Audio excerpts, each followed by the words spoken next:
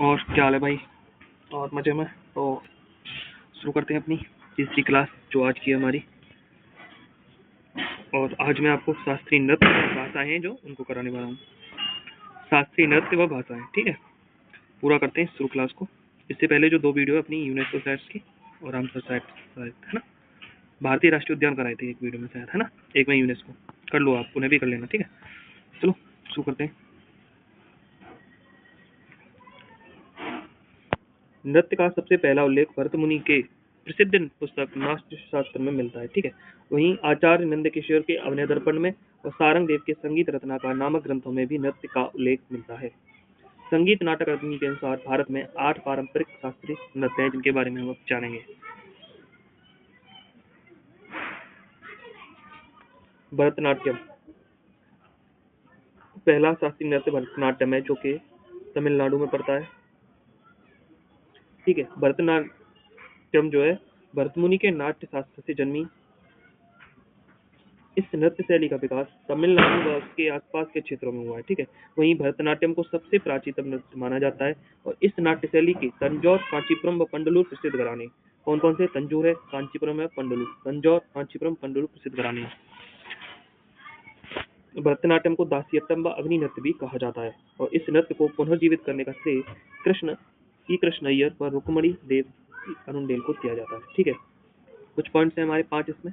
क्या है? भरतनाट्यम तमिलनाडु का है। भरतनाट्यम को सबसे प्राचीनतम नृत्य माना जाता है। इस नाट्य शैली के तंजौर, कांचीपुरम, पंडलूर प्रसिद्ध घराने हैं। वहीं इसको दासी अट्टम अग्नि नृत्य भी कहते हैं और इस नृत्य को पुनर्जीवित करने का श्रेय कृष्ण अय्यर और रुक्मणी देवी अनुंडेल को दिया जाता है।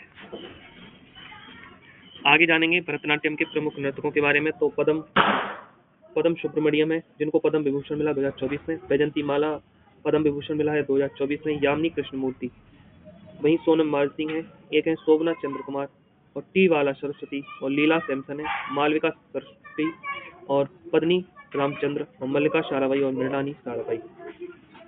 इंपॉर्टेंट क्या है इसमें?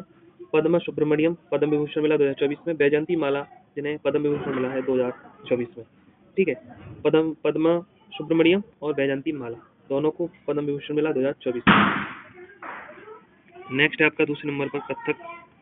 बात करें हम कथक की तो ये उत्तर भारत का नृत्य है, ठीक है। कथक का नाम कथका अर्थात कथा शब्द से लिया गया है और यह नाट्य शैली मध्य भारत के उत्तर प्रदेश तथा उसके आसपास के क्षेत्रों में उठी हुई है, ठीक है। इस नाट्य शैली के जो प्रमुख घराने वो हैं लखनऊ घराना, जयपुर घराना, रामगढ़ घराना, बनारस घराना। 20वीं सदी के प्रारंभ में इस नृत्य शैली को पुनर्जीवित करने का जो श्रेय गया है वो गया है कालका प्रसाद महाराज व लेडी लीला सुखे को। कथक उत्तर भारत का नृत्य है, ठीक है।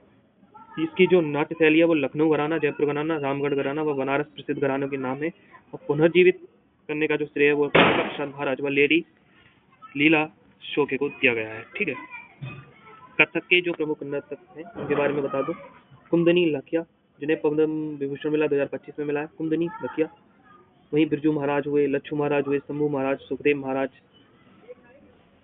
वृंदादीन महाराज, ठीक है। ये सब कथक से जुड़े हुए हैं। वहीं दमयंती जोशी हैं, सितारा देवी, शोभना नारायण, गोपी कृष्ण, मालविका सदा, चंद्रलेखा, कालका प्रसाद, विद्या गौरी, वहीं स्वप्न सुंदरी, ठीक है। बात करते हैं तीसरे नाट्य शास्त्रीय नृत्य की। तो तीसरा है आपका कुचिपुड़ी, ठीक है। कुचिपुड़ी आंध्र प्रदेश में विकसित हुआ। कुचिपुड़ी नृत्य विधा का नाम आंध्र प्रदेश के एक गांव कुशेलवापुरी या कुचिलापुरम से व्युत्पन्न है, ठीक है। इस नाट्य शैली के आराध्य देव शिव हैं। कुचिपुड़ी नृत्य को पुनर्जीवित करने का जो श्रेय गया वो गया है टी वाला सरस्वती व रागनी देवी को, ठीक है। टी वाला सरस्वती व रागनी देवी को। कुचिपुड़ी आंध्र प्रदेश का नृत्य है, ठीक है। और इस नाट्य शैली के जो आराध्य है वो देव शिव है, भगवान शिव है। कुची नृत्य को पुनर्जीवित करने का श्रेय बाला सरस्वती व रागनी देवी को दिया जाता है। कुचिपुड़ी के प्रमुख नर्तक हैं यामिनी कृष्णमूर्ति, पद्म विभूषण मिला है 2016 में।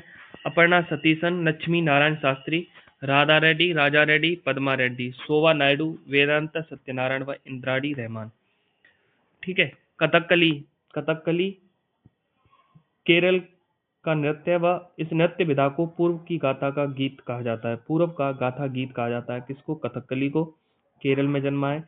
कथकली नाट्य शैली को पुनर्जीवित करने का जो श्रेय गया है वो राजा मुकुंद के संरक्षण में गया था वलथोल नारायण मेनन को। कथकली केरल से संबंधित है, केरल राज्य का नृत्य है कथकली। इसको पूर्व का गाथा गीत कहा जाता है। इसको पुनर्जीवित करने का जो श्रेय है वो राजा मुकुंद के संरक्षण में वल्थोल नारायण मेनन को दिया गया है। कथकली के प्रमुख नर्तक गुरु कुंजुकुरुप, शांताराव, कृष्णकुट्टी गोपीनाथ, कृष्ण नायर, रीता गांगुली, मृणालिनी साराभाई, उदय शंकर, आनंद शिवरामन है। मोहिनीअट्टम केरल का नृत्य है। मोहिनीअट्टम केरल का नृत्य। केरल का प्रसिद्ध शास्त्रीय नृत्य मोहिनीअट्टम शब्द का अर्थ है मोहिनी अर्थात सुंदर नारी और अट्टम अर्थ नृत्य यानी सुंदर नारी का नृत्य। नृत्य विधा विष्णु के मोहिनी अवतार और नृत्य के लास्ट से जुड़ी हुई है। वहीं मोहिनीअट्टम नाट्य शैली को पुनर्जीवित करने का जो श्रेय है वो मलयाली कवि हैं वल्थो नारायण मेनन और कल्याणी अम्मा को दिया गया है। ठीक है। मोहिनीअट्टम के जो प्रमुख नर्तक हैं उनके नाम हैं सुनंदा नायर, माधुरी अम्मा, तारा निडिगाड़ी, जयप्रभा मेनन, श्रीदेवी छम्मती, गीता गायक, भारती शिवाजी, रागनी देवी, हेमा मालिनी, डॉक्टर सुनंदा नायर। मोहिनीअट्टम के प्रमुख नर्तक सुनंदा नायर, माधुरी अम्मा, तारा निडिगानी, ठीक है, रागनी देवी है, हेमा मालिनी और डॉक्टर सुनंदा नायर है। उड़ीसी उड़ीसा राज्य का नृत्य है और इस नृत्य शैली का उद्भव कहाँ से हुआ है? उड़ीसा से हुआ है। ठीक है भाई। इस नृत्य शैली के सबसे प्राचीनतम पुरातात्विक प्रमाण उड़ीसा की उदयगिरी गुफा से मिले हैं। उड़ीसा नृत्य को अंतर्राष्ट्रीय ख्याति दिलाने का श्रेय जाता है चार्ल्स फ्रेवी तथा इंद्राणी रहमान को। ओडिसी उड़ीसा का नृत्य है और इसके जो पुरातात्विक प्रमाण है वो उड़ीसा की उदयगिरी गुफा से मिले हैं। उड़ीसा नृत्य को अंतर्राष्ट्रीय ख्याति दिलाने का श्रेय चार्ल्स फ्रेवी तथा इंद्राणी रहमान को जाता है। उड़ीसी के प्रमुख नर्तक हैं करण सहगल, गुरु पंकज चरण दास, कालीचरण पटनायक, गुरु केलुचरण महापात्र, सोनन मानसिंह, माधवी मुदगुल, सैरन लेवन, इंद्राणी रहमान। नेक्स्ट है 7वां नृत्य है आपका मणिपुरी। मणिपुर यह नाट्य शैली मणिपुर व उसके आसपास के क्षेत्रों में विकसित हुई है। यह पूर्णतः भक्ति आधारित नृत्य रूप है, वैष्णववाद है। ठीक है। मणिपुरी नृत्य के शिक्षकों को शांति निकेतन में आमंत्रित करके रविन्द्रनाथ टैगोर ने इस नृत्य को मणिपुर के बाहर लोकप्रिय बनाया था। यह नाट्य शैली मणिपुर व उसके आसपास के क्षेत्रों में विकसित हुई थी। भक्ति आधारित नृत्य है मणिपुरी। ठीक है। और इस नृत्य को मणिपुरी नृत्य के शिक्षकों को यानी कि संत जो शांति निकेतन है उसमें आमंत्रित करके रविंद्रनाथ टैगोर ने इस नृत्य के मणिपुर के बाहर भी लोकप्रिय बना दिया था।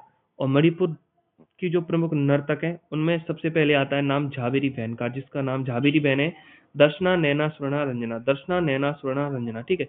ये गुरु विपिन सिंह, नल कुमार सिंह, गुरु अमली सिंह, सविता मेहता, बिम्बाती, निर्मला मेहता, राजकुमार सिंह, जीत सिंह, एल विनोद देवी और राजा भागचंद्र भी मणिपुर से जुड़े हुए हैं।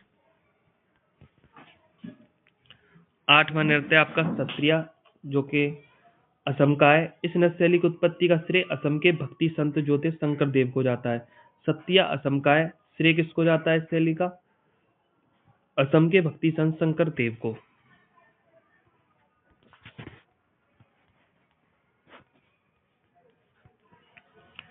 सत्या के प्रमुख नर्तक हैं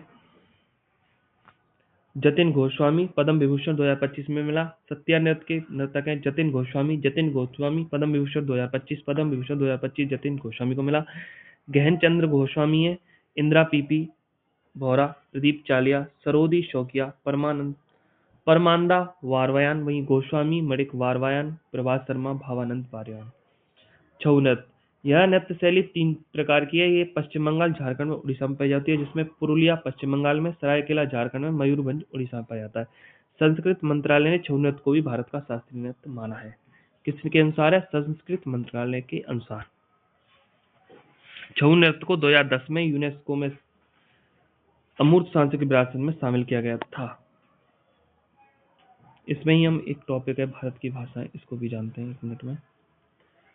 भारत की भाषाएं। भाषा शब्द संस्कृत के भाष धातु से बना है, जिसका अर्थ है वाणी को व्यक्त करना। भाषा के द्वारा मानव के भावों, विचारों तथा भावनाओं को व्यक्त किया जाता है। प्राचीन भारत में आर्य भाषा बोली जाती थी। इसी भाषा से हमारे देश में अन्य भाषाओं का विकास हुआ। संविधान में भाषा का उल्लेख भारतीय संविधान के भाग 17 अनुच्छेद 343 से 51 तक राजभाषा संबंधी प्रावधान है। भारतीय संविधान के अधीन किसी भी भाषा को राष्ट्रीय भाषा का दर्जा प्राप्त नहीं है। हिंदी को केवल राजभाषा का दर्जा प्राप्त है। भारतीय संविधान की 8वीं अनुसूची भारत की भाषाओं से संबंधित है। इसमें 22 भाषाओं का उल्लेख है। भारत की शास्त्रीय भाषाओं की बात करें तो भारत की शास्त्रीय भाषाओं का विचार सबसे पहले 2004 में पेश किया गया था, जबकि जो अब तक 11 भारतीय भाषाओं को शास्त्रीय भाषा का दर्जा प्राप्त है। कौन सी कितनी शास्त्रीय भाषाएं भारत में? 11 शास्त्रीय भाषाएं। स्क्रीनशॉट ले सकते हैं। तमिलनाडु सबसे प्राचीन भाषा है, 2004 में मान्यता प्राप्त हुई। संस्कृत कर्नाटकी, तेलुगु आंध्र प्रदेश, कन्नड़ कर्नाटक, मलयालम केरल, उड़िया उड़ीसा की, ठीक है। मराठी महाराष्ट्र, असमिया असम, बंगाली पश्चिम बंगाल और पाली और प्राकृत। मराठी, असमिया, बंगाली, पाली, प्राकृत ये 2024 में शामिल हुई। वहीं उड़ीसा उड़िया से की, ठीक है। तमिलनाडु 2004 में, संस्कृत कर्नाटक 2005 में, तेलुगु आंध्र प्रदेश तेलंगाना 2008 में, कन्नड़ कर्नाटक 2008 में, मलयालम केरल 2013 में, उड़िया उड़ीसा की 2014 में, मराठी असमिया बंगाली पाली और प्राकृत 2024 में शामिल हुई।